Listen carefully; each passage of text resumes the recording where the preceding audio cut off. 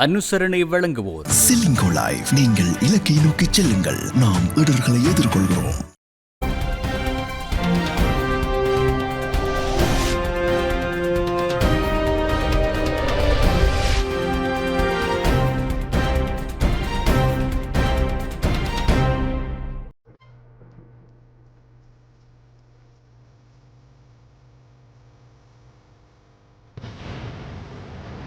வணக்கம். டான் தமிழொலியின் இரவு நேர பிரதான செய்தி அறிக்கையோடு இணைந்திருக்கும் நான் ஜெகநாதன் சஜித். முதலில் தலைப்புச் செய்திகள். வடக்கு கிழக்கு அரசியல் பிரதிநிதிகளுக்கும் சஜித்துக்கும் இடையில் சந்திப்பு. நாட்டு மக்கள் தம்முடனேயே இருப்பதாக சாகர காரியவசம் தெரிவிப்பு. அரச துறையில் சம்பள திருத்தம் தொடர்பாக ஜனாதிபதி சமர்ப்பித்த யோசனைக்கு அமைச்சரவை அங்கீகாரம். கிராம உத்தியோகத்தர்கள் 2வது நாளாக இன்றும் பணிப்புறக்கணிப்பு. சட்டவிரோதமாக கொண்டுவரப்பட்ட தங்க பிஸ்கெட்டுகளுடன் வர்த்தகர் ஒருவர் கைது. தேசிய மக்கள் சக்தி எதிர்வரும் 17ஆம் திகதி தேர்தல் பிரச்சாரம். ரணிலின் தேர்தல் பிரசாரத்திற்காக அரச நிதி பயன்படுத்தப்படுகின்றது என டிலான் பெரேரா குற்றச்சாட்டு. இஸ்ரேலுக்கு எதிராக தாக்குதல் மேற்கொள்வது சரியான விடயம் என ஈரான் ஜனாதிபதி தெரிவிப்பு.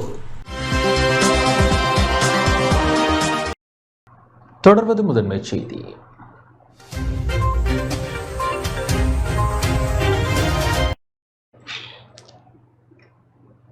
வடக்கு கிழக்கு அரசியல் பிரதிநிதிகளுக்கும் சஜித்துக்கும் இடையில் சந்திப்பு இடம்பெற்றுள்ளது. எதிர்வரும் ஜனாதிபதி தேர்தலில் எவ்வாறு செயற்படுவது என்பது தொடர்பில் எதிர்க்கட்சித் தலைவர் சஜித் பிரேமதாசவிற்கும் வடக்கு கிழக்கு மாகாணங்களை பிரதிநிதித்துவப்படுத்தும் அரசியல் பிரதிநிதிகள் குழுவினருக்கும் இடையிலான விசேட கலந்துரையாடல் எதிர்க்கட்சித் தலைவர் சஜித் பிரேமதாச தலைமையில் இன்று கொழும்பில் உள்ள எதிர்க்கட்சித் தலைவர் அலுவலகத்தில் இடம்பெற்றது. இக்கலந்துரையாடலில் தமிழீழ மக்கள் விடுதலை கழகத்தின் தலைவரும் தமிழ் தேசிய கூட்டமைப்பின் நாடாளுமன்ற உறுப்பினருமான தர்மலிங்கம் சித்தார்த்தன், தமிழீழ விடுதலை இயக்கத்தின் தலைவரும் தமிழ் தேசிய கூட்டமைப்பின் நாடாளுமன்ற உறுப்பினருமான செல்வம் அடைக்கலநாதன், நாடாளுமன்ற உறுப்பினர் கோவிந்தன் கருணாகரம், சுரேன் குருசாமி உள்ளிட்டோர் கலந்து கொண்டனர்.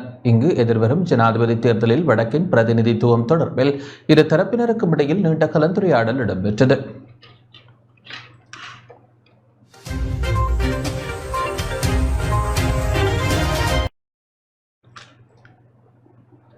தமிழ் பொது வேட்பாளரை நிறுத்திய தரப்பினர் தமிழ் மக்களுக்கு துரோகம் இழைக்கின்றனர் என நாடாளுமன்ற உறுப்பினர் செல்வராசா கஜேந்திரன் தெரிவித்துள்ளார்.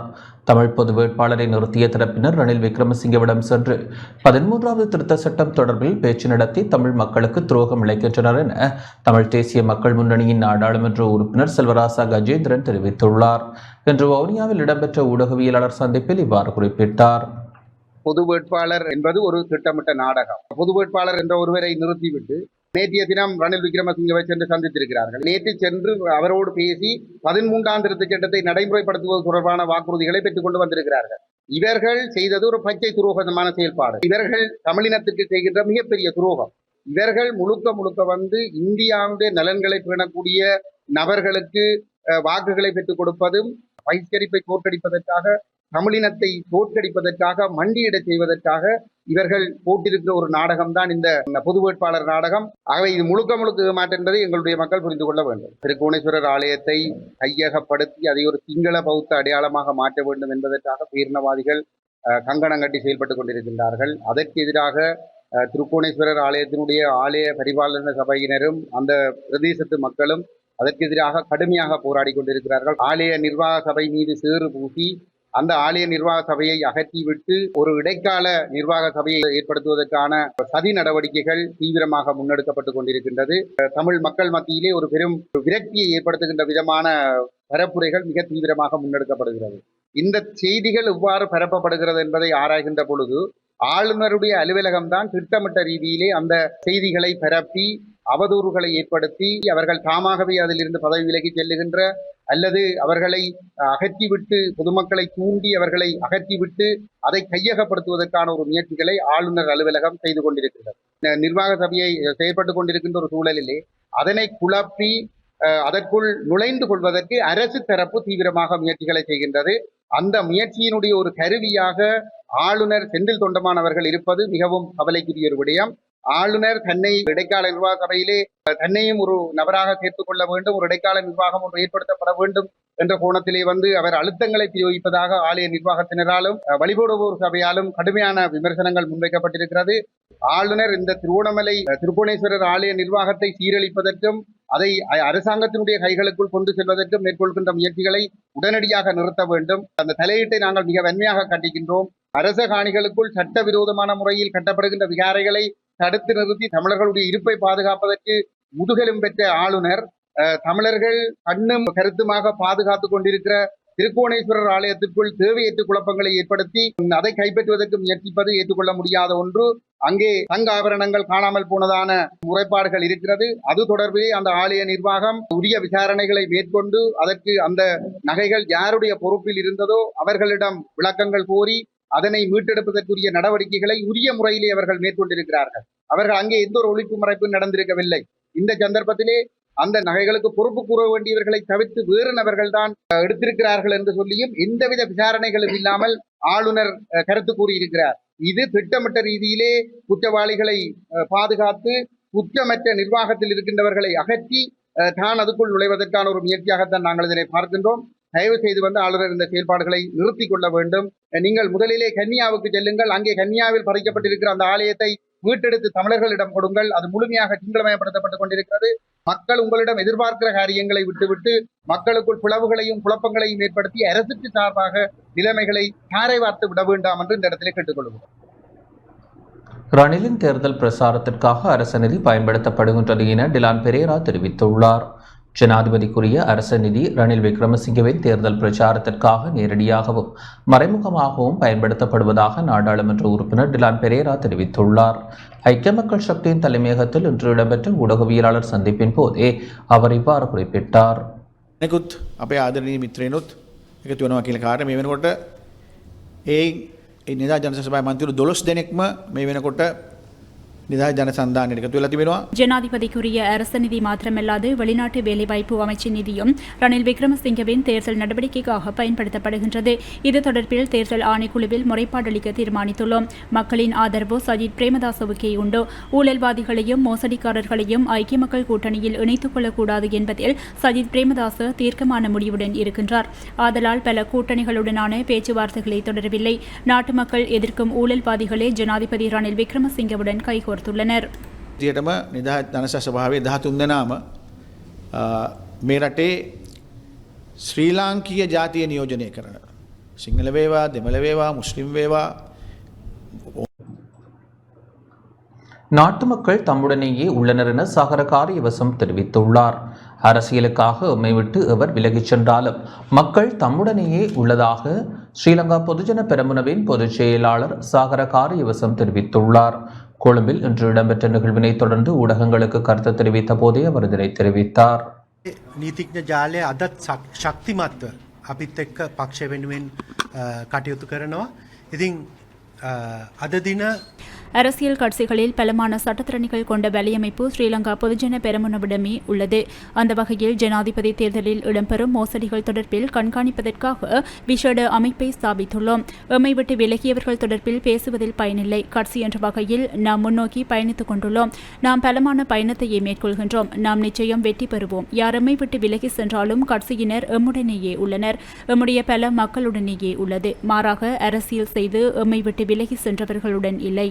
අපි අපේ පක්ෂ කාර්යාලයේ වෙනම කොටසක් මින් ඉදිරියට සෑම දිනකම නීතිඥවරු විශාල පිරිසක් මේ ස්ථානයේ அரசு துறையில் சம்பள திருத்தம் தொடர்பாக ஜனாதிபதி சமர்ப்பித்த யோசனைக்கு அமைச்சரவை அங்கீகாரம் வழங்கியுள்ளது. அரசு துறையில் சம்பள திருத்தம் செய்வதற்கான முன்மொழிவுக்கு அமைச்சரவை அங்கீகாரம் வழங்கியுள்ளது. அரசாங்க தகவல் திணைக்களத்தில் இன்று இடம்பெற்ற அமைச்சரவை முடிவுகளை அறிவிக்கும் வாராந்த ஊடகவியலாளர் சந்திப்பில் அமைச்சர் பந்துல குணவர்த்தன இதனை தெரிவித்தார். அரசு சேவையில் சம்பளம், வேதனங்கள் மற்றும் ஏனைய பணிகொடைகளை மீளாய்வு செய்து அரசு சேவையில் உள்ள அனைத்து பிரிவுகளிலும் சம்பளத்தை திருத்தம் செய்வதற்கான முன்மொழிவு 2025 ஆண்டு வரவு செலவு திட்டத்தின் மூலம் நடைமுறைப்படுத்துவதற்கான விதந்துரைகள் அடங்கிய அறிக்கையை சமர்ப்பிப்பதற்கான நிபுணத்துவ குழு ஒன்றை நியமிப்பதற்காக 2024/5/27 அன்று இடம்பெற்ற அமைச்சரவை கூட்டத்தில் அங்கீகாரம் வழங்கப்பட்டுள்ளது. அதற்கிணங்க ஜனாதிபதியின் முன்னாள் செயலாளர் உதய செனவிரத்ன அவர்களின் தலைமையில் நியமிக்கப்பட்ட நிபுணர் குழு அரசு உத்தியோகஸ்தர்கள் மற்றும் அரசு துறையின் பிரதான தொழிற்சங்கங்களுடன் கலந்துரையாடியுள்ளதுடன் அந்த தகவல்களை பகுப்பாய்வு செய்த பின்னர் இடைக்கால அறிக்கை சமர்ப்பிக்கப்பட்டுள்ளது. குறித்த அறிக்கையில் விதந்துரைக்கப்பட்டுள்ள பின்வரும் முன்மொழிவுகளுக்கு கொள்கை ரீதியாக அங்கீகாரம் வழங்குவதற்கு குறித்த முன்மொழிவுகளை 2025 ஆண்டின் வரவு செலவு திட்டத்தில் உள்ளடக்கி அமல்படுத்துவதற்கும் நிதி பொருளாதார உறுதிப்பாடு மற்றும் தேசிய கொள்கை அமைச்சராக ஜனாதிபதி சமர்ப்பித்த யோசனைக்கு அமைச்சரவை அங்கீகாரம் வழங்கியுள்ளது. நீர் கட்டணங்களை திருத்தம் செய்வதற்காக நீர் வளங்கள் மற்றும் தோட்ட உட்கட்டமைப்பு வசதிகள் அபிவிருத்தி அமைச்சர் சமர்ப்பித்த யோசனைக்கு அமைச்சரவை அங்கீகாரம் வழங்கியுள்ளது. தேசிய நீர் வளங்கள் மற்றும் வடிகால் அமைப்பு சபை தற்போது நீர் கட்டணங்கள் 2023/8/1 அன்று தொடக்கம் நடைமுறைப்படுத்தப்பட்டு வருகின்றது. குறித்த நீர் கட்டணங்களை மீளாய்வு செய்வதற்கான கட்டண கொள்கை மற்றும் சூத்திரத்தை அமுல்படுத்துவதற்காக 2024/7/15 அன்று இடம்பெற்ற அமைச்சரவை கூட்டத்தில் அங்கீகாரம் வழங்கப்பட்டுள்ளது. இதேவேளை 2024/7/16 தேதியிலிருந்து இலங்கை மின்சார சபை மின்சார கட்டணத்தை குறைத்துள்ளமையாலும் எரிபொருள், ரசாயன பதார்த்தங்கள் மற்றும் வட்டி வீதம் குறைவடைந்திருப்பதை கருத்தில் எடுத்து நீர் கட்டணத்தை ஓரளவு வீதத்தில் குறைப்பதற்கான இயலுமை காணப்படுகின்றது. இதற்கமைய நீர் கட்டணங்களை திருத்தம் செய்வதற்காக நீர் வளங்கள் மற்றும் தோட்ட உட்கட்டமைப்பு வசதிகள் அபிவிருத்தி அமைச்சர் சமர்ப்பித்த யோசனைக்கு அமைச்சரவை அங்கீகாரம் வழங்கியுள்ளது. இதன் அடிப்படையில் சமுர்த்தி பயனாளிகள் மற்றும் நகர்ப்புற தோட்ட வீடுகள் தவிர்ந்த வீட்டு அலகுகளுக்கு 7 வீதமும், அரசு மருத்துவமனைகளுக்கு 4.5 வீதமும், பாடசாலைகள் மற்றும் வணக்க ஸ்தலங்களுக்கு 6.3 வீதமும், மொத்தமாக 5.94 வீதம் நீர் கட்டணம் குறைக்கப்பட்டுள்ளது. மன்னார் வைத்தியசாலையில் உயிரிழந்த சிந்துஜாவின் மரணத்திற்கு நீதி கோரி இன்று வைத்தியசாலைக்கு முன்பாக போராட்டம் முன்னெடுக்கப்பட்டது. மன்னார் மாவட்ட பொது வைத்தியசாலையில் அண்மையில் சிகிச்சைக்காக அனுமதிக்கப்பட்ட நிலையில் உயிரிழந்த இளம்பெண் சிந்துஜாவிற்கு நீதி கோரி இன்று காலை மன்னார் மாவட்ட பொது வைத்தியசாலைக்கு முன்பாக போராட்டம் முன்னெடுக்கப்பட்டது. மன்னார் மாவட்ட பொது அமைப்புகளின் ஒன்றியத்தின் ஏற்பாட்டில் இந்த போராட்டம் இடம்பெற்றது. இதில் சுமார் 200 பேர் கலந்து கொண்டிருந்ததாக எமது செய்தியாளர் தெரிவித்தார். கருப்பு துணியால் வாயை கட்டியும் கையில் கருப்பு கொடியை ஏந்தியும் மக்கள் போராட்டத்தில் ஈடுபட்டனர். போராட்டத்தில் ஈடுபட்டவர்கள் பணத்துக்கு மனித உயிரை விலை பேசலாமா, அரசே இலங்கையின் மருத்துவத்துறையை மறுசீரமைப்பு செய், உயிர்காக்கும் வைத்தியர்களே மனிதநேயத்தை மதியுங்கள் போன்ற பல்வேறு வாசகங்கள் எழுதப்பட்ட பதாதைகளை ஏற்றியிருந்தனர். சிந்துஜாவின் குழந்தையுடன் அவரது தாயார் போராட்டத்தில் கலந்து கொண்டிருந்ததுடன் பெண்கள் அமைப்பினர், பொது அமைப்புகளின் பிரதிநிதிகள், அருட்தந்தையர்கள் என பலர் போராட்டத்தில் கலந்து கொண்டனர். இன்றைய தினம் கடந்த 28ஆம் தேதி வைத்தியசாலையில் இறந்த அல்லது கொல்லப்பட்டதென கூறப்பட்ட சிந்துஜா அவர்களுக்கான நீதி கேட்டு பொது அமைப்புகளின் ஒன்றியத்தின் ஏற்பாட்டில் இந்த போராட்டத்தை நடாத்தி கொண்டிருக்கின்றோம். கடந்த 2 வாரங்களாக பல்வேறு விதமான ஜனநாயக முறைமைக்குள் பல அதிகாரிகளோடும் நேரடியாகவும் தொலைபேசி வாயிலாகவும் கடிதம் எழுத்து மூலம் வாயிலாகவும் தொடர்பு கொண்டு ஜனநாயக ரீதியிலே இவர்களுக்கு எடுக்கப்பட வேண்டிய நடவடிக்கைகள், இறந்த சிந்துஜாவுக்கான நீதி கோரலை நாங்கள் முன்னெடுத்திருந்தோம் ஒரு குழுவாக. அந்த விடயத்தில் எதுவுமே ஆக்கபூர்வமாக முன்னகர்ந்ததாக தெரியவில்லை. அவர்கள் ஏமாற்றுகின்ற அல்லது விசாரணையை இன்னொரு கோணத்தில் திருப்புகின்ற முறைமையை தொடர்ந்து செய்து வந்ததன் விளைவாகவே நாங்கள் இன்று வீதிக்கு வர வேண்டிய தேவை ஏற்பட்டிருக்கிறது. இவர்களை உடனடியாக பணியிடை நீக்கம் செய்து விசாரணை மேற்கொள்ள வேண்டும். அவ்வாறு மேற்கொள்ளாவிட்டால் நாங்கள் தொடர்ந்தும் கால வரையறையின்றி வைத்தியசாலைக்கு முன்பாக எங்களுடைய ஜனநாயக எதிர்ப்பை காட்டுவதாக நாங்கள் தீர்மானித்திருக்கிறோம். எந்த பிள்ளையை கொண்டவங்களுக்கு ஒரு நியாயம் கிடைக்கணும். எனக்கு இந்த பிள்ளையை கொண்டுட்டாங்க, துள்ள துடிக்க கொண்டுட்டாங்க. என் பிள்ளைய வந்து பார்க்காம கொள்ளாமல் கொண்டுட்டாங்க. என் பிள்ளை விதி வந்து சாவையும் இல்லை, வருத்தத்தில் சாவையும் இல்லை. இவங்க பார்க்காம தான் இந்த பிள்ளையை கொண்டாங்க. இனி வருங்கால பிள்ளைகளுக்கு சரி ஒரு விடுதலை காட்டணும். இந்த மருத்துவத்துறையில் எந்த ஒரு குழந்தைகளுக்கோ யாருக்குமே இப்படி ஒரு துர்ப்பாக்கியமான மரணம் நிகழக்கூடாது. இது கொலை, மரணம் இல்லை, இது கொலை. இவங்களோட கவனம் இல்லை, அந்த பிள்ளைய கவனிக்காமல் இவங்க நைட்டு 2 மணிக்கு அந்த பிள்ளை அதில் வந்தது. அந்த 2 மணியிலேருந்து விடியப்புறம் 6 மணி வரைக்கும் இந்த பிள்ளைய யாருமே பார்க்கல. அந்த தாயும் ஓடி ஓடி ஒவ்வொருத்தராக இழுத்து வாங்க, இந்த பிள்ளைய பாருங்கள், இந்த பிள்ளைய நிலைமையை பாருங்கன்ட்டு அந்த தாய் அதில் கிடந்து கத்தி கூட யாருமே அதில் டியூட்டியில் இருந்த டாக்டர் என்ன செய்தார், அதில் இருந்த நர்ஸ்மார், அதில் இந்த தாதியர் எல்லாம் இவங்கெல்லாம் என்ன செய்தாங்க, போனை பார்த்துக்கிட்டு இருக்காங்க. மக்கள் எல்லோருமே இந்த பச்சை மன்ற நிலைமைக்கு என்ன, அந்த பாலகன் தாயிர பாலை குடிக்காம இப்போ அதை எப்படி ஒரு புட்டி பால் பிடிச்சி அந்த குழந்தையர நிலைமையை நிலைச்சு பாருங்க. இப்படி ஒரு நிலைமை இனிமேல் யாருக்குமே நிகழக்கூடாது. இதுக்கு சரியான ஒரு நீதி கிடைக்கணும். அந்த நீதி கிடைக்கும் வரைக்கும் நாங்கள் போராடுவோம். இலந்தாய் சிந்துஜாவின் மரணம் தொடர்பாக தற்பொழுது உள்ளக விசாரணை நடைபெற்று கொண்டிருப்பதாக தெரிவிக்கின்ற போதிலும், ஆனால் ஒரு நிர்வாக ரீதியிலே ஒருவர் குற்றமளிக்கப்பட்டாலோ அல்லது ஏதாவது தவறிழைக்கப்பட்டாலோ அவர்கள் ஆரம்பத்திலே இடைப்பணி நீக்கம் செய்வது வழமை. ஆனால் இந்த சிந்துஜாவின் மரணத்திலே குற்றம் இழைத்தவர்கள் இதுவரை இடைப்பணி நீக்கம் செய்யப்படாது தங்களுடைய கடமைகளை செய்து கொண்டிருக்கின்றார்கள். ஆகவே மன்னார் மக்களாகிய எமக்கு அந்த உள்ளக பொறிமுறையின் ஊடாக நம்பிக்கை இல்லாத காரணத்தினால் அந்த இளந்தாய் சிந்துஜாவின் மரணத்திற்கு சம்பந்தப்பட்டவர்கள் உடனடியாக இடைப்பணி நீக்கம் செய்ய வேண்டும் என்கின்ற அந்த கோரிக்கையினை முன்னமைத்தியே நாங்கள் இன்றைய தினம் மன்னார் மாவட்ட வைத்தியசாலைக்கு முன்னால் ஒன்று கூடியுள்ளோம். மனித உரிமைகளையும் மனித உயிர்களையும் மதிக்க வேண்டிய இந்த இடம் அதை மதிக்காத ஒரு சாட்டுப்போக்கு சொல்லுகின்ற இடமாகவும், மனித உரிமைகளை மனித வாழ்வை உயர்வாக மதிக்க முடியாத மனிதர்கள் இருக்கிற இடமாகவும் இந்த வைத்தியசாலை மாற்றப்பட்டுள்ளது, மாறுகிறது என்ற உண்மையை இந்த நிகழ்வு எடுத்து சொல்கின்ற வேளையிலே அந்த பயங்கரமான வாழ்வு போக்கு இந்த இடத்திலிருந்து மாற்றப்பட்டு மனிதர்கள் எங்களுடைய மக்கள் நம்பிக்கையோடு இந்த இடத்தை நாடி வருகின்ற ஒரு ஆலயமாக, ஒரு புனித இடமாக இந்த இடமும் இதில் பணி செய்கின்றவர்களும் தாங்களை மாற்றிக்கொண்டு இந்த இடத்தை அந்த ஒரு நிலைக்கு உயர்த்த வேண்டும் என்று இன்றைய இந்த துக்க நாளிலே ஒரு அறைகூவலையும் ஒரு அழைப்பையும் நான் விட்டுக்கிறேன். எங்களுக்கு இப்பொழுது கிடைக்கின்ற தகவலின்படி 2-3 மட்டத்திலே விசாரணைகள் நடைபெற்று கொண்டிருக்கின்றன, சில முடிந்துவிட்டன. மாகாண மட்டத்திலே நடந்த விசாரணையின் பொருட்டும் அவர்கள் கொடுத்த தீர்ப்பின் பொருட்டும் இவர்களுக்கு உள்ளக இடமாற்றம் என்ற தகவல் எங்களுக்கு வந்து கொண்டிருக்கின்றது. அது நாங்கள் ஏற்றுக்கொள்ள முடியாதது ஒன்று. இந்த குற்றங்களை இழைத்தவர்கள் மற்றவர்கள் நீதி கிடைக்குதா என்று பார்க்கும் அளவுக்கு நீதியை அமுல்படுத்த வேண்டும், நீதி வெளிப்படையாக கிடைக்கின்றதா என்றும் பார்க்க வேண்டும். ஆகவே இந்த தீர்ப்பில் எங்களுக்கு சம்மதம் இல்லை.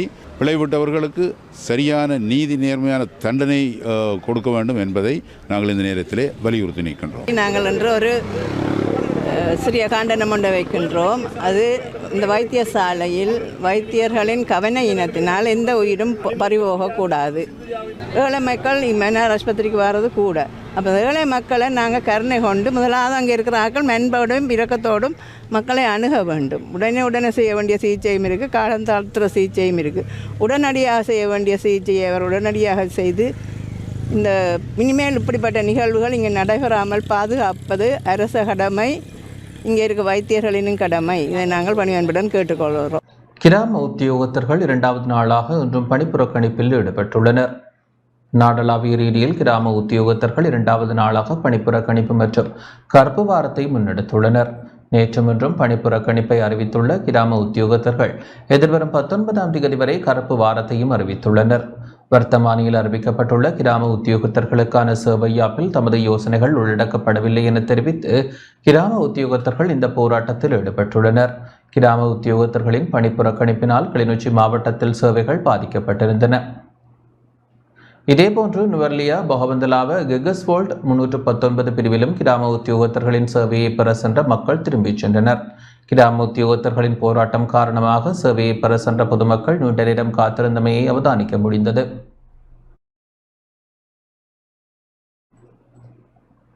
இலங்கை கடற்படையினரின் நடவடிக்கையினால் இந்திய மீனவர்களின் இழுவைப் படகுகளின் வருகை குறைவடைந்துள்ளதாக முல்லைத்தீவு மாவட்ட கடற்தொழில் சம்மேளனம் தெரிவித்துள்ளது.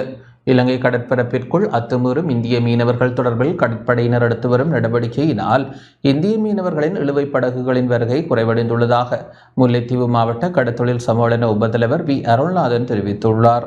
முல்லைத்தீவு ஊடக மையத்தில் ஊடகவியலாளர் சந்திப்பு ஒன்றை நடத்திய அவர் ஊடகங்களுக்கு இவ்வாறு தெரிவித்தார். இதுவரைக்கும் உண்மையாகவே இது ஒரு பெருமையான ஒரு விடயத்தை சொல்ல வேண்டி கிடக்குது. இந்திய நிலுவைப் படகு அதிகமாக எமது பிரதேசத்தில் வந்து கொண்டிருந்தது யாழ் மாவட்டங்களில். ஆனால் இப்பொழுது கடற்படையினரின் வெற்றிகரமான தொடர்ந்து சட்டவிரோதமான எங்களுடைய எல்லைக்குள்ள வர படகுகளை கைது செய்து கொண்டிருக்கிறார்கள். அவர்களுக்கு உண்மையாகவே எங்களோட மீனவர் மக்கள் சார்பில் நாங்கள் நன்றி சொல்ல வேண்டியிருக்கு. அத்தோடு இந்திய நிலப்பட பின்னால் இலங்கையில் சட்டவிரோதமான தொழில்கள் அதிகரித்து கொண்டிருந்தது. ஆனால் அது இப்பொழுது ஒரு 40% முல்லைத்தீவு மாவட்டத்தில் இந்த சுருக்கு வேலைகள் ஆகிய லைக்கோசுவல், டைனமைட் ஆகிய விடயங்கள் கொஞ்சம் கட்டுப்படுத்தப்பட்டு கொண்டு வருது கடற்படையினால். நாங்கள் இப்பொழுது மீனை பிடித்து ஓரளவுக்கு 200 ரூபாய் 250 ரூபாய்க்கு நாங்கள் வித்து கொண்டிருக்கிறோம். ஆனால் இந்த தொழில் திருப்பியும் இந்த சட்டவிரோத தொழில் இருக்குமா இருந்தால் நாங்கள் 30 ரூபா 40 ரூபா கூட மீனை விற்கலாமல் கடலில் தொழில் செய்யல ஒரு நிலைமை வருது. மிகுதி இந்த சட்டவிரோத தொழிலையும் இந்த கடற்படையினர் நிறுத்தி தருவார் என எங்களோட மீனவ மக்கள் நம்புகிறார்கள். இதேவேளை எதிர்வரும் ஜனாதிபதி தேர்தலில் முல்லைத்தீவு மாவட்ட கடற்தொழில் சம்மேளனம் ஜனாதிபதி ரணிலுக்கு ஆதரவு வழங்க உள்ளதாகவும் அவர் தெரிவித்துள்ளார். பொருளாதார நேரத்தில் இந்த 2 வருஷத்துக்கு முன்னுக்கு நாங்கள் 1800 ரூபாய்க்கு கூட எண்ணெய் அடிச்சு தொழிற்சி இருக்கிறோம். எண்ணெய் இல்லாத நிலைமையில இருந்திருக்கிறோம். கடலுக்கு செல்லலாத நிலைமையில இருந்திருக்கோம். இரவிரவாக நாங்கள் போய் படுத்து சாப்பாடு இல்லாமல் மழை தண்ணியில் அந்த சூட்டுகள் படுத்திருந்தோம். ஆனா அந்த நிலைமையை இன்றைக்கு இந்த ஜனாதிபதி எங்கள் ரணில் விக்ரமசிங்க ஜனாதிபதி அவர்கள் இல்லாமக்கி இருக்கிறார். உண்மையாக நாங்கள் 350 ரூபாய்க்கு அடிச்ச எண்ணெய் இன்றைக்கு 204 ரூபாய்க்கு வந்திருக்கு. இப்படியான ஒரு ஜனாதிபதியை இந்த இனிவரும் இந்த எலெக்ஷனில் நாங்கள் கொண்டு வராமல் வேறு யாரையும் கொண்டு வருவாமல் இருந்தால் திருப்பியும் நாங்கள் ரோட்டில் படுக்க வேண்டிய ஒரு நிலைமைக்கு வரும். ஆகவே எங்களை மீனவ மக்கள் நாங்கள் எல்லாரும் ஜனாதிபதி ரணில் விக்ரமசிங்காவுக்கு தான் நாங்கள் ஆதரவு கொடுக்கிறோன்னு நாங்கள் தீர்மானிச்சிருக்கிறோம். மட்டக்களப்பில் அரச உத்தியோகத்தர்களுக்கான சைகை மொழி பயிற்சி நெறி ஆரம்பிக்கப்பட்டுள்ளது. மட்டக்களப்பில் அரச உத்தியோகத்தர்களுக்கென சைகை மொழி பயிற்சி நெறி மாவட்ட அரசாங்க அதிபர் ஜஸ்டினா முரளிதரன் தலைமையில் இன்று ஆரம்பித்து வைக்கப்பட்டது. பயிற்சி நெறியானது மாவட்ட செயலகத்தின் ஏற்பாட்டில் பொது நிர்வாக அமைச்சின் நிதி அனுசரணையில் 1 மாத காலத்தை உள்ளடக்கியதாக ஒழுங்கமைக்கப்பட்டுள்ளது. மாவட்டத்தின் 14 பிரதேச செயலக பிரிவுகளில் கடமையாற்றும் அனைத்து உத்தியோகத்தர்களும் இப்பாடநெறியை கற்க முடியும். கற்கை நெறிக்கான பிரதான வளவாளரான ஓய்வுநிலை பிரதிக்கல்வி பணிப்பாளர் தயானந்தன் மற்றும் சைகை மொழி பயிற்சி வளவாளராக வாழ்வோசை பாடசாலை அதிபர் CA தயாமதி ஆகியோரும் ஆரம்ப நிகழ்வில் கலந்து கொண்டனர்.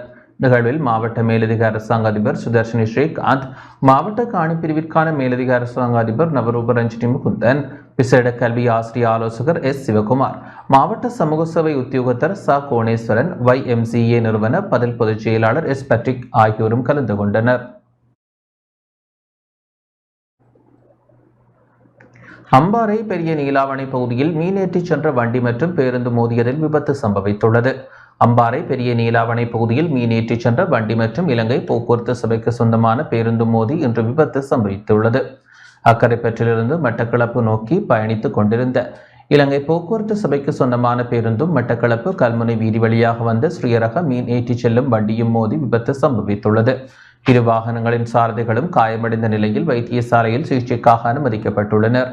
வேக கட்டுப்பாட்டை மீறி பயணித்தமையினாலேயே விபத்து இடம்பெற்றதாக நேரில் பார்த்தவர்கள் தெரிவித்தனர். சட்டவிரோதமாக கொண்டுவரப்பட்ட தங்க பிஸ்கெட்டுகளுடன் வர்த்தகர் ஒருவர் கைது செய்யப்பட்டுள்ளார். சட்டவிரோதமாக இலங்கைக்கு கொண்டுவரப்பட்ட தங்க பிஸ்கெட்டுகளுடன் கட்டுநாயக்க விமான நிலையத்தில் வர்த்தகர் ஒருவர் கைது செய்யப்பட்டுள்ளார். காலி பிரதேசத்தில் வசிக்கும் 28 வயதான வர்த்தகர் இன்று காலை 6:05 மணியளவில் துபாயிலிருந்து கட்டுநாயக்க விமான நிலையத்தை வந்தடைந்த வேளை சுங்க போதைப்பொருள் கட்டுப்பாட்டு பிரிவினரால் கைது செய்யப்பட்டார். சந்தேக நபர் விமான நிலையத்தின் அனைத்து சோதனை நடவடிக்கைகளையும் முடித்துவிட்டு விமான நிலையத்தை விட்டு வெளியேற முயன்ற போது விமான நிலைய அதிகாரிகளால் மீண்டும் சோதனைக்கு உட்படுத்தப்பட்டார். இதன்போது பயண பொதிகளிலிருந்து 16 தங்க பிஸ்கெட்டுகள் அடங்கிய 2 பொதிகள் கைப்பற்றப்பட்டன. இதன் பெறுமதி 4,40,00,000 ரூபாய் என மதிப்பிடப்பட்டுள்ளது.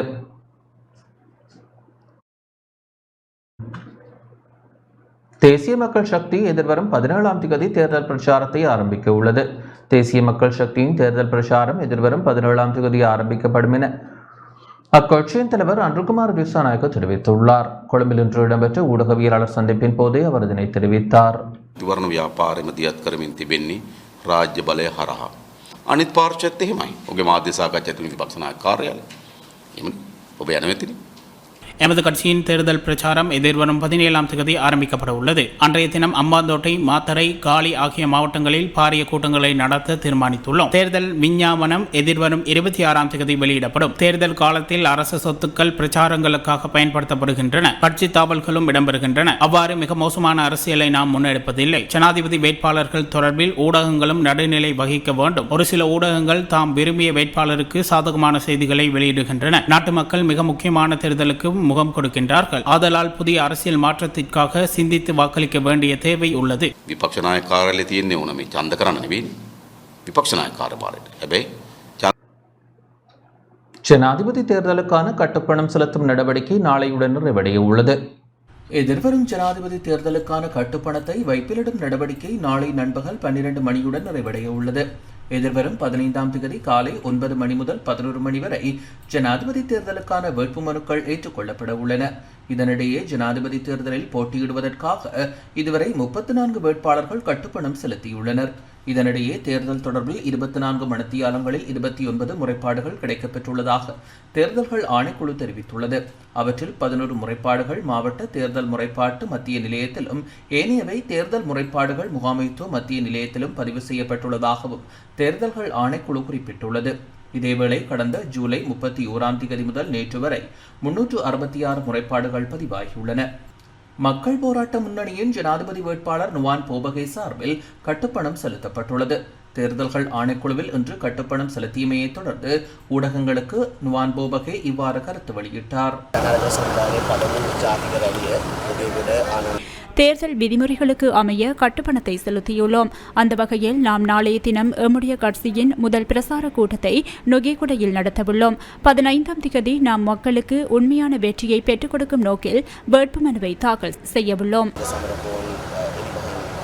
சர்வஜன அதிகாரம் கூட்டணி ஜனாதிபதி வேட்பாளர் திலித் ஜெயவீரவின் சார்பில் தேர்தல் ஆணைக்குழுவில் இன்று கட்டுப்பணம் செலுத்தப்பட்டது.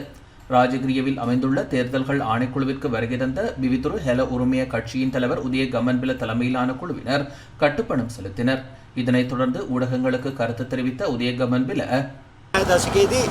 වාමවාදී බලවේගත් ජාතිකවාදී බලවේගත් එකට එකතු වෙලා බණ්ඩාරනායක මැතිතුමාට தேசியவாதத்தை முன்னிறுத்தி பண்டாரநாயக்க முதல் கோட்டாபாய வரை பலர் நாட்டை ஆட்சி செய்திருக்கின்றார்கள். அந்த வரிசையில் சர்வஜன அதிகாரத்தின் பிரதிநிதியாக திலித் ஜெயவீர இம்முறை போட்டியிடுகின்றார். மக்களின் அமோக ஆதரவு அவருக்கு கிடைக்கும் என எதிர்பார்க்கின்றோம். නායකත්වයේ දුන්නා ඊළඟට සිරිමාව බණ්ඩාරනායක මැතිනේ බලවේගයේ නායකත්වයේ දරුවා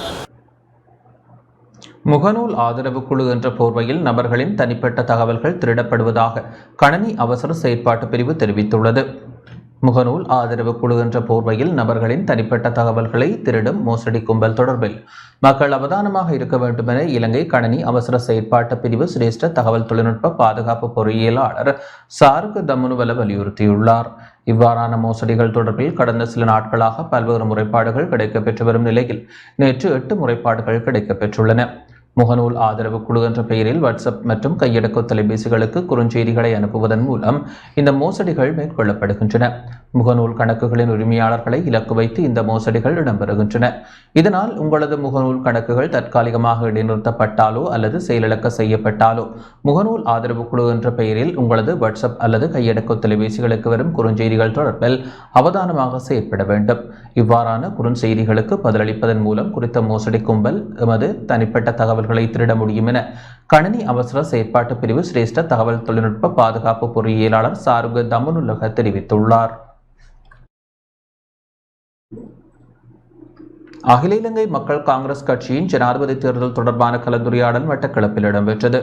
எதிர்வரும் ஜனாதிபதி தேர்தலில் அகில இலங்கை மக்கள் காங்கிரஸ் கட்சியின் ஆதரவு நிலைப்பாடு தொடர்பான கலந்துரையாடல் மட்டக்களப்பு மீராவடை பகுதியில் நேற்று இடம்பெற்றது. அகில இலங்கை மக்கள் காங்கிரஸ் கட்சியின் கல்குடா தொகுதி மத்திய குழு ஏற்பாடு செய்த கலந்துரையாடலில் அக்கட்சியின் தலைவர் ரிஷாட் பதியுதீன் பங்கேற்றார். நாளை அகில இலங்கை மக்கள் காங்கிரசின் உயர்பீடத்தால் ஜனாதிபதி தேர்தல் தொடர்பில் எடுக்கப்பட உள்ள முடிவுக்கு கட்சி உறுப்பினர்கள் ஆதரவளிக்க வேண்டும் எனவும் இங்கு வலியுறுத்தப்பட்டது. முன்னாள் ராஜாங்க அமைச்சர் அமீர் அலி உட்பட கட்சி முக்கியஸ்தர்கள் பலர் கலந்துரையாடலில் பங்கேற்றனர். காலத்திலே நாம் உருவாக்க இருக்கின்ற ஜனாதிபதி, ஆதரிக்க இருக்கின்ற ஜனாதிபதி அல்லது இன்ஷா அல்லாஹ் வெற்றி பெற இருக்கின்ற அந்த ஜனாதிபதி நாட்டுடைய பாதுகாப்பை உறுதிப்படுத்துகின்றவராக, நாட்டுடைய பொருளாதாரத்தை மேம்படுத்துகின்றவராக, வெளிநாட்டு கொள்கையிலே ஒரு நிலையான கொள்கை கொண்டவராக, இந்த நாட்டுடைய கைத்தொழில்துறையை மேம்படுத்துகின்ற ஒருவராக, இந்த நாட்டுடைய ஏற்றுமதியை அதிகரிக்கின்ற ஒருவராக, அதே போல இந்த நாட்டிலே இனவாதமும் மதவாதமும் மேலோங்கியதனால் தான் இந்த நாடு சுதந்திரத்துக்கு பிறகு தொடர்ந்து இன்னல்களையும் கஷ்டங்களையும் உயிர் அழிவுகளையும் பொருளாதார சீர்கேடுகளையும் கண்டிருக்கிறது.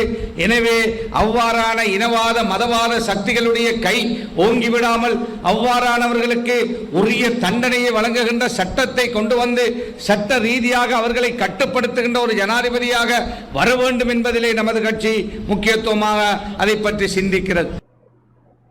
சட்டவிரோதமான முறையில் பீடி இலைகளை நாட்டிற்குள் கடத்த முற்பட்ட மூவர் கைது செய்யப்பட்டுள்ளனர். சட்டவிரோதமான முறையில் 2689 கிலோ எடையுள்ள பீடி இலைகளை நாட்டிற்குள் கடத்த முற்பட்ட 3 இந்திய பிரஜைகள் கைது செய்யப்பட்டனர். இந்த கைது நடவடிக்கை நேற்று இடம்பெற்றதுடன் மன்னாருக்கு தெற்கே வடமேற்கு கடற்பரப்பின் குதிரைமலை பகுதியில் இலங்கை கடற்பரப்பினரால் விசேட நடவடிக்கை மேற்கொள்ளப்பட்டது. 2024 இதுவரையான காலப்பகுதியில் 32 சந்தேக நபர்கள் கைது செய்யப்பட்டதுடன் சட்ட நடவடிக்கைக்காக சட்ட அமலாக்க அதிகாரிகளிடம் ஒப்படைக்கப்பட்டமை குறிப்பிடத்தக்கது.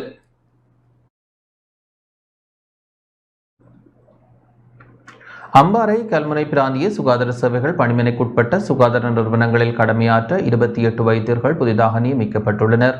அம்பாறை கல்முனை பிராந்திய சுகாதார சேவைகள் பணிமனையின் கீழ் உள்ள சுகாதார நிறுவனங்களில் கடமையாற்றும் பொருட்டு புதிதாக சேவையில் இணைத்துக் கொள்ளப்பட்ட வைத்தியர்களில் 28 பேர் சுகாதார அமைச்சினால் நியமிக்கப்பட்டுள்ளனர். புதிதாக நியமனம் பெற்ற வைத்தியர்களுக்குரிய சேவை நிலையங்களுக்கான கடிதங்கள் கையளித்தல் மற்றும் அறிமுக நிகழ்வு நேற்றைய தினம் கல்முனை பிராந்திய சுகாதார சேவைகள் பணிமனையில் இடம்பெற்றது.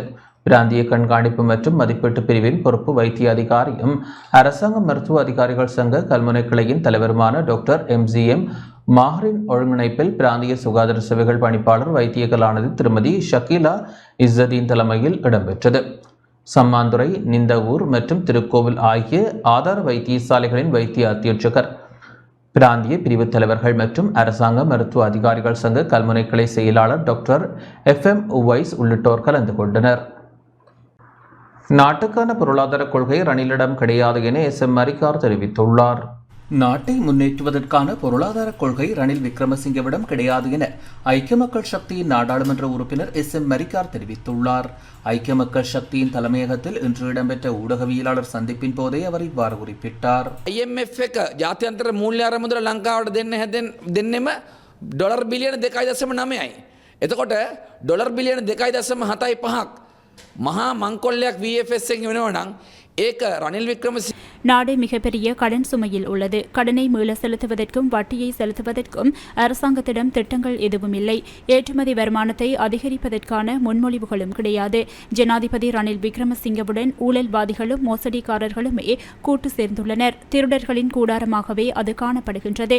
மறுபுறம் நாட்டின் பொருளாதார வீழ்ச்சிக்கு காரணமானவர்களின் கட்சியாக ஸ்ரீலங்கா பொதுஜன பெரமுன காணப்படுகின்றது. இதேவேளை பொருளாதார நிபுணத்துவம் வாய்ந்த எவரும் தேசிய மக்கள் சக்தியில் கிடையாது. இந்நிலையில் ஐக்கிய மக்கள் சக்திக்கு மாத்திரமே நாட்டை முன்னோக்கி கொண்டு செல்ல முடியும். මැතිතුමා නායකත්වය දරන කැබිනට් මණ්ඩලයකින් අනුමත වෙච්ච ගිවිසුමක් කරහා නම් වෙන්නේ. දැන් හොඳ වෙලාවට අධිකරණයෙන් අහෝසි කරලා තිනවා. ඒකම ඇති.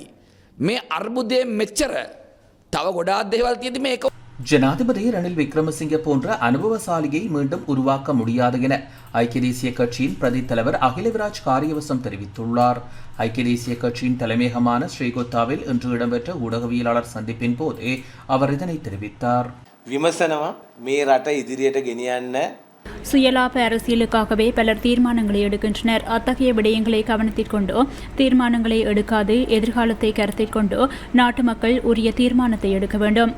ரணில் விக்ரமசிங்க போன்ற அனுபவசாலியை மீண்டும் உருவாக்க முடியாது. அந்த வகையில் தற்போது நாட்டை முன்னோக்கி கொண்டு செல்லவல்ல தலைவராக ரணில் விக்ரமசிங்க மாத்திரமே உள்ளார். அது நாட்டு மக்களின் பொறுப்பாகும். கட்சி பேதமின்றி அவரை தெரிவு செய்வது அனைவருடையதுமான பொறுப்பாகும். විවිධ දේවල් මත ජනාධිපතිවරු පත් කරගන්න. එහෙම අවස්ථාවක් තමයි 2019 සිද්ධ වුණේ.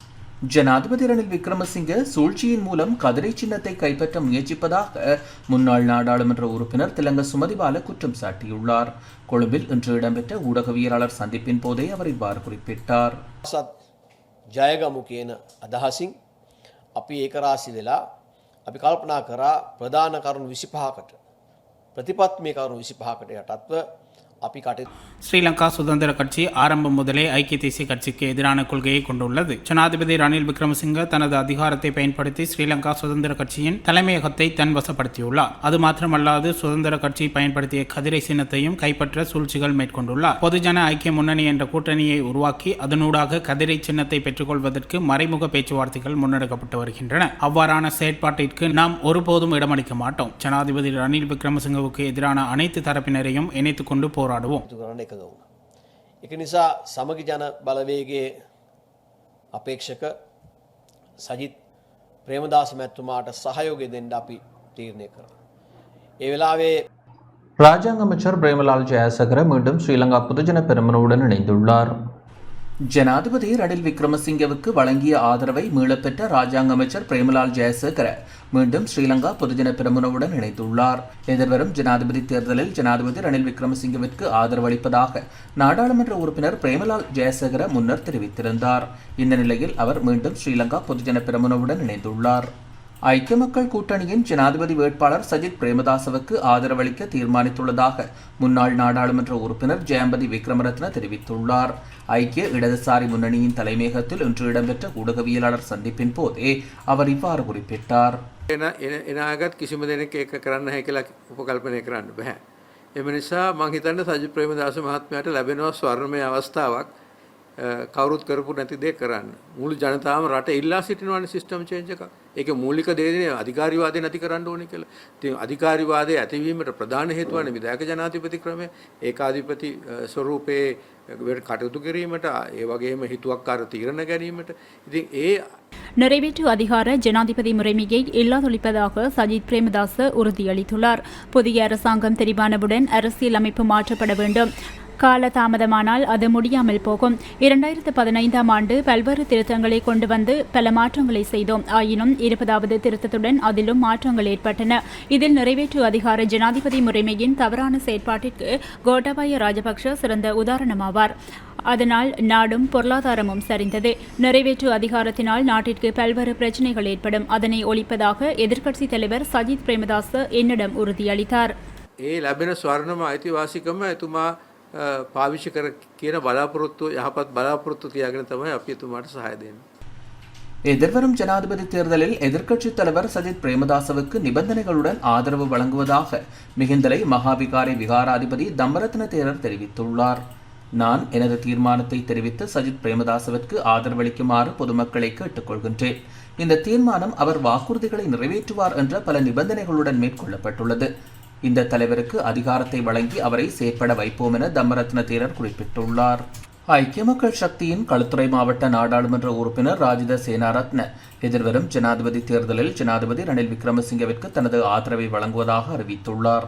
ஜனாதிபதி ரணில் விக்ரமசிங்கவை இன்று கங்காராம விகாரையில் சந்தித்து கலந்துரையாடியமை தொடர்ந்து ஊடகங்களுக்கு கருத்து தெரிவித்த போதே அவர் இதனை தெரிவித்துள்ளார்.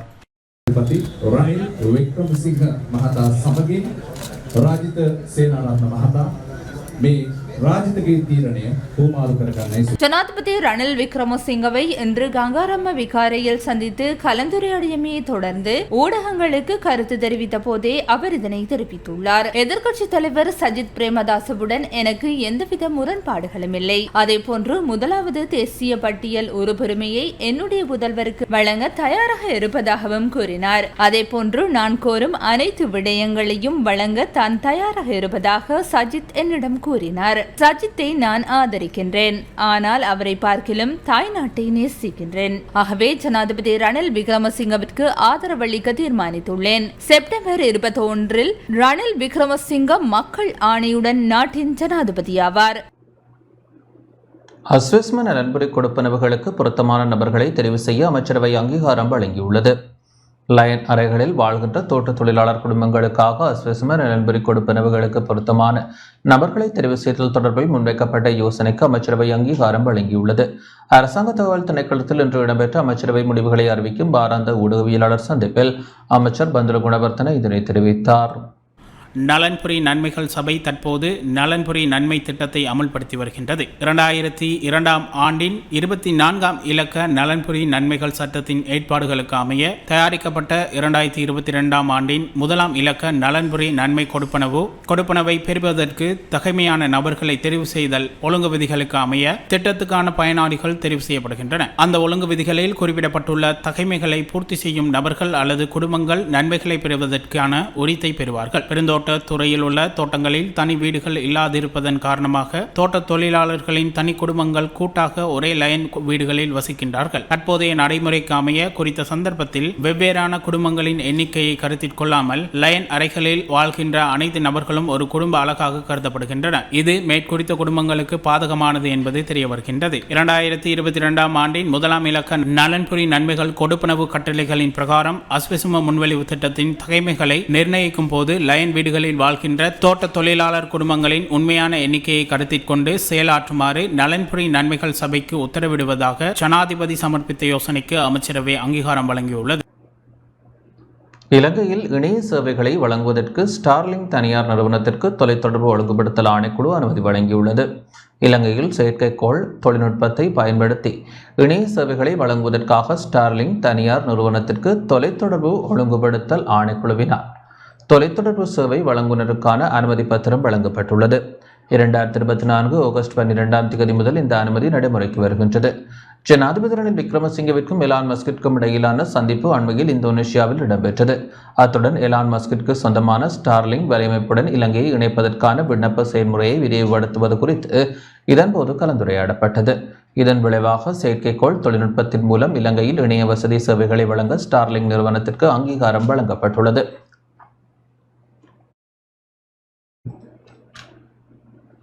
இலங்கை இந்திய மித்ரசக்தி போர் பயிற்சி இலங்கையில் ஆரம்பமானது. இலங்கை இந்திய நட்புறவை மேலும் விருத்தி செய்யும் நோக்கில் வருடந்தோறும் ஏற்பாடு செய்யப்படும் மித்ரசக்தி போர் பயிற்சி நேற்று ஆரம்பமானது. இந்த போர் பயிற்சி நேற்று முதல் எதிர்வரும் 25ஆம் தேதி வரை மாத்ரு ஓயா பிரதேசத்தில் இடம்பெறுகின்றது. இதில் பங்கேற்றுள்ள இந்திய ராணுவ வீரர்கள் நேற்று மத்தள விமான நிலையம் ஊடாக இலங்கைக்கு வருகை தந்துள்ளனர். இந்திய படையினரை இலங்கை காலாட்படை பணிப்பாளர் நாயகம் வஜ்ர பெலகதர மித்ரசக்தி ராணுவ பயிற்சி பணிப்பாளர் தினேஷ் உடுகம, இந்திய உயர்ஸ்தானிகர் ஆலய பிரதிநிதிகள் மற்றும் சிரேஷ்ட ராணுவ அதிகாரிகள் வரவேற்றனர். இந்திய ராணுவத்தை பிரதிநிதித்துவப்படுத்தி கேர்னல் ரவீந்திர ஆல்வர்ட் தலைமையில் 18 அதிகாரிகளும் 102 சிப்பாய்களும், இலங்கை ராணுவத்தை பிரதிநிதித்துவப்படுத்தி கஜபா படையணியின் 18 அதிகாரிகளும் 102 சிப்பாய்களும் பங்கேற்றுள்ளனர். 2012ஆம் ஆண்டு ஆரம்பிக்கப்பட்ட இராணுவ பயிற்சி முகாம்கள் இலங்கையிலும் இந்தியாவிலும் நடத்தப்பட்டுள்ளன. இரு நாடுகளுக்கிடையே அனுபவ பகிர்வு மற்றும் நட்புறவு மூலம் பிராந்திய பாதுகாப்பை மேம்படுத்தும் வகையில் இராணுவ தளபதி விக்கும் லியனகேவின் பூரண மேற்பார்வையில் இந்த பயிற்சி இடம்பெறுவதுடன் இராணுவ பயிற்சி பணிப்பாளராக 59வது காலாட்படை பிரிவு தளபதி தினேஷ் உடுகம செயற்படுகின்றார்.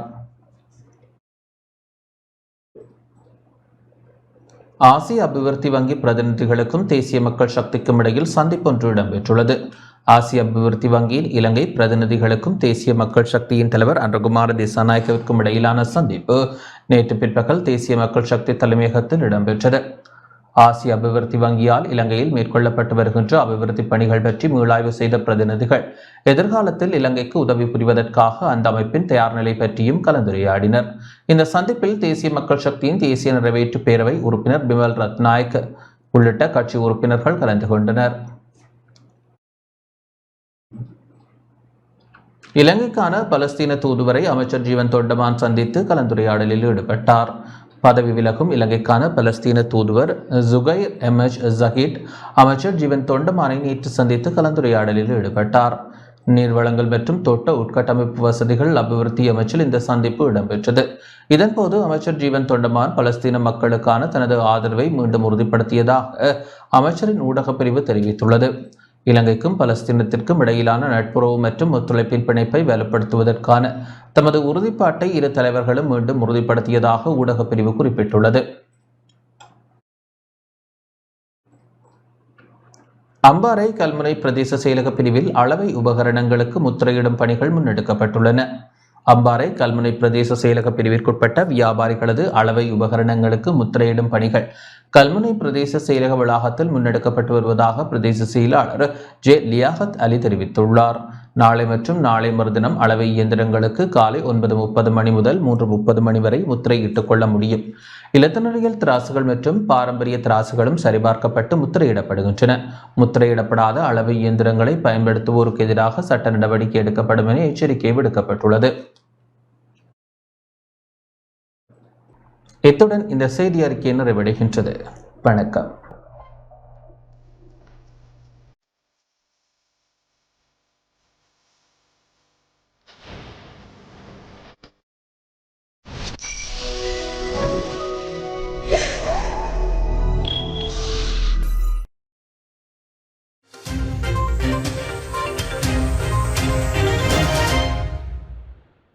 அனுசரணை வழங்கியோர் சிலிங்கோ லைஃப். நீங்கள் இலக்கை நோக்கி செல்லுங்கள், நாம் இடர்களை எதிர்கொள்கிறோம்.